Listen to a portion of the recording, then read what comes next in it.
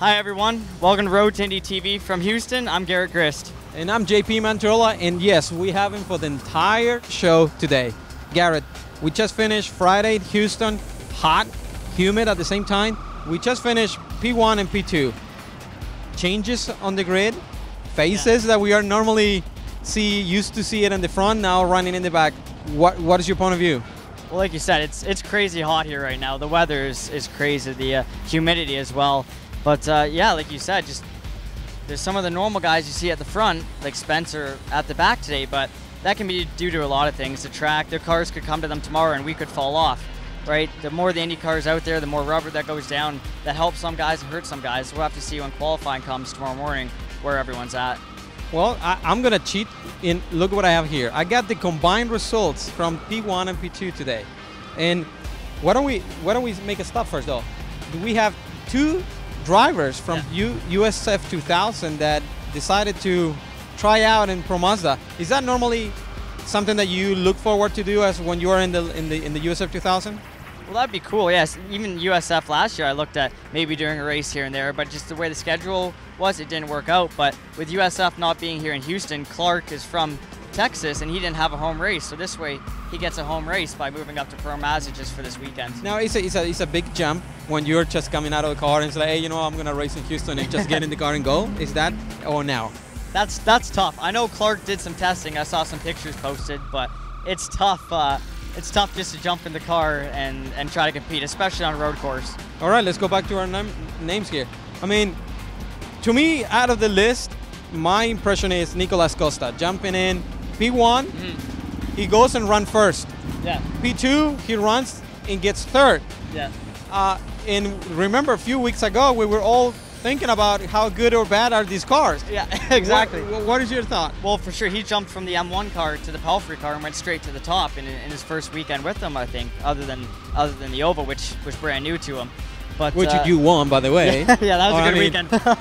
But yeah, it just, they've been doing testing, and I guess they've made some improvements to the car for sure. All right, let's go. I mean, I see your name here. You did a fantastic job. I mean, combined, you got the third fastest time of the day. I mean, you're right there. Combined P3, session 2, we were P2. We made some good improvements for the second practice. But yeah, I think we'll definitely be there for tomorrow. There's a few more things with my driving and a few little things with the car, and we should be able to close that gap to Scott. Look at Scott Hargrove. He's really pushing it.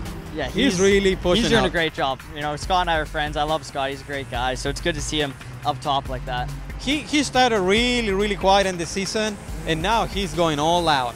Yeah, like with us, we came out at Winterfest and won the race.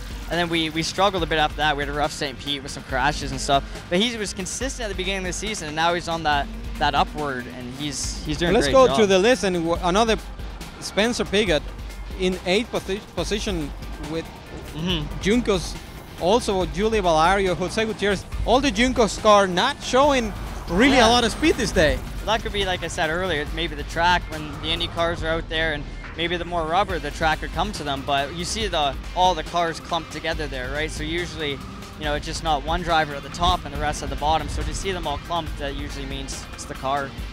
All right, well, I propose let's go walk around the paddock. Let's see some interviews, do some interviews, and okay, cool. And we go from there. Awesome. All right, let's go.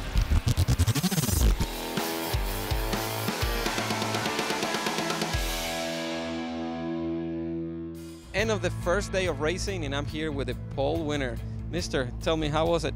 It was good. Today was great for us. We were able to go out, get pole for both today and tomorrow. Let's go back a little bit in time and wake up in the morning for today's race, qualify first. Sunny day, really hot. So how was the track during the morning? The morning session was good. Yeah, the track was really good this morning. But then after qualifying, we had some rain, some dry. Some other groups went out, laid some different rubber down. So the start of our race was dry, actually. Beautiful, sunny. And then about 2-3 laps in, started raining on half the track, only the back half the track. That's correct. So the team guys really didn't realize, because we'd come by on the front straight, they thought it was still beautiful and sunny. We were all on the radio saying, like, it's soaking wet back there. Then the caution came out, and that's when everything got crazy. Yeah, let's go a little bit back. You remember what happened there between Scott Hargrove and teammate Neil Alvarico getting each other, and ended up having Neil Alvarico nail it to the wall. Yeah. I actually talked to Scott right after, and he said, "Well, I need to apologize and get him out for lunch, dinner, because it was completely my fault." So I haven't talked to Neil yet. We'll see what happened. But let's go forward in the race. So things are coming wet, dry, wet. So how's this year change of regulations, where it used to be that we'll see a red flag and everybody will stop, will come in and change the tires and then restart their race? Didn't happen this time.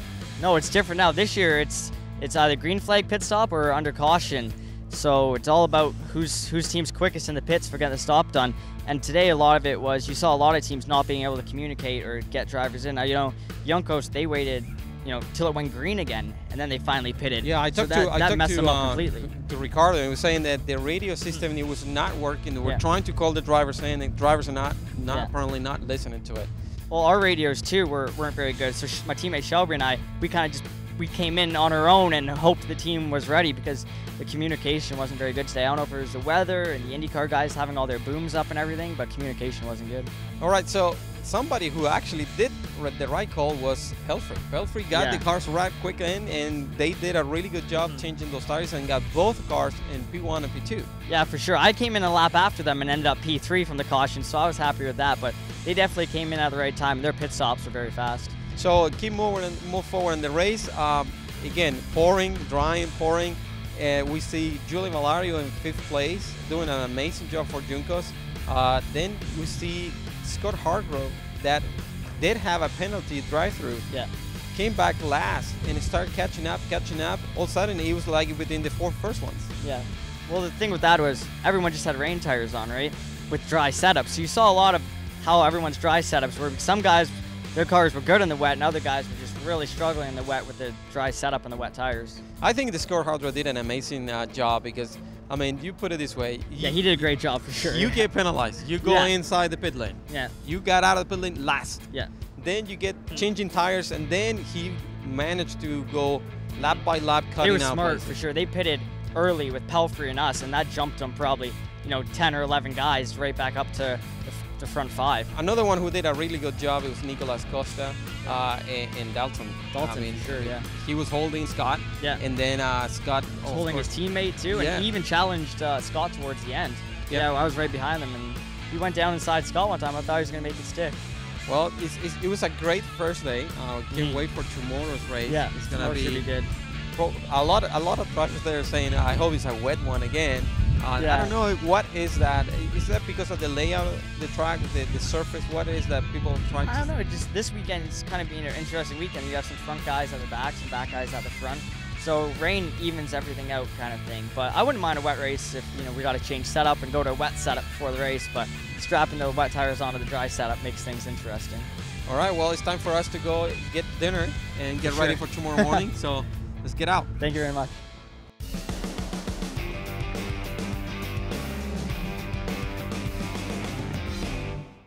Finish of the second day of racing, and next to me I have RC Enerson, our actual leader point in USF 2000. RC, welcome to the Road to Indy TV. Thanks, it's good to be here. I came here to watch in Houston, and I'm excited to be here.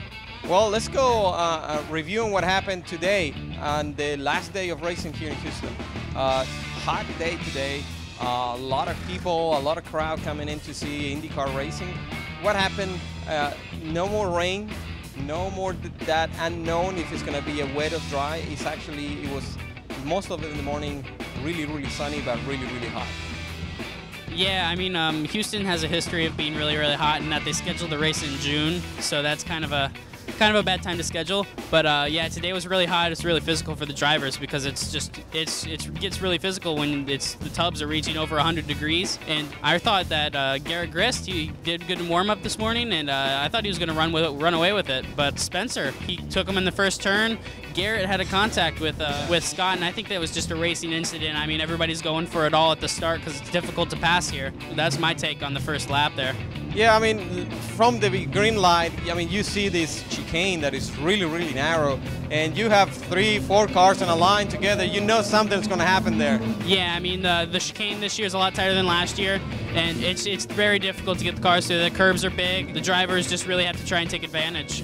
So I saw Scott Hargrove flying. The car of him, he was flying over. He almost looked like he was gonna flip over, but he managed to land and stay there. Unfortunately, the car was completely, I mean, it looks like Frankenstein to me. It was like one wheel up, and then unfortunately he had to drive to pit lane, but it was a good news for Spencer though. Oh yeah, Spencer had a really difficult first day with the rain. Yun Coast Racing didn't bring him in early enough to change, and had to go from the back after the rain came, and just wasn't able to keep the car up there in the top. And Hargrove ran away with it.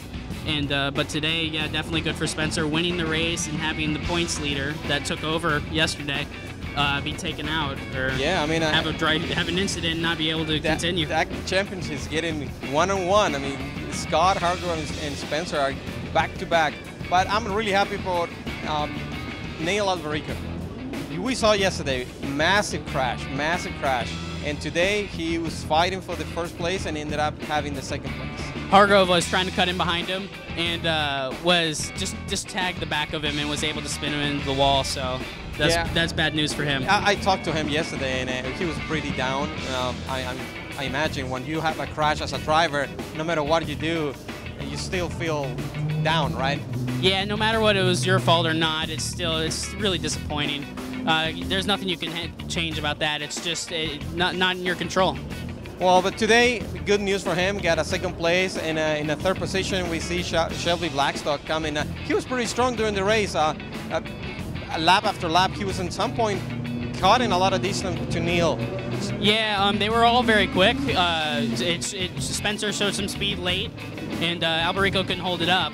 But yeah, definitely, Ryan Booth was putting some pressure on Shelby.